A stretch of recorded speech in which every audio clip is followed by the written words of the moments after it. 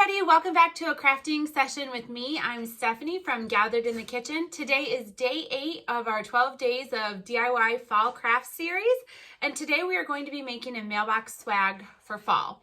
So I want to show you one that I've made previously.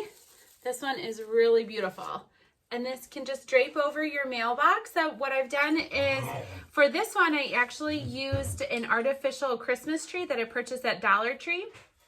And then I used lots of deco mesh rolls of color. So I have some orange in here, and I have brown, and I have red.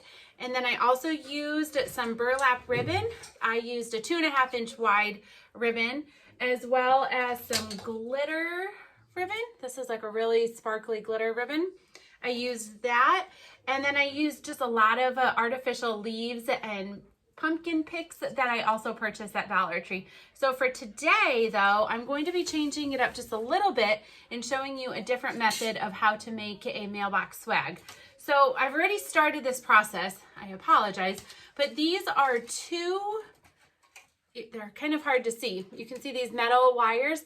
These are the candy cane wreath forms that you can also purchase at Dollar Tree. So I took 2 of them and lined them up and then bent them a little bit. But so they formed a circle, but then you have your arch right here, your curve.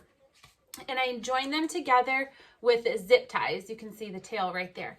And then I came back and used a block of dry floral foam, which is also from Dollar Tree, and I attached it to here. So now to get started, I am going to still be using many of the same supplies that I just went over, and then I have a lot of artificial flowers in various colors, but I also have these bamboo skewers. I use these all the time when I want to make a floral pick, along with my hot glue gun and then some wire snips. It just makes it a lot easier to trim these.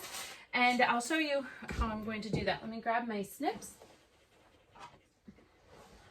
And then what we'll do is we're gonna trim them, do about 3, so cut them in thirds per stick.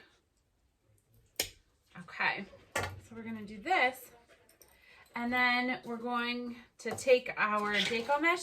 Now, unfortunately, I don't have a lot left, and my store was out. But what I would typically do is cut these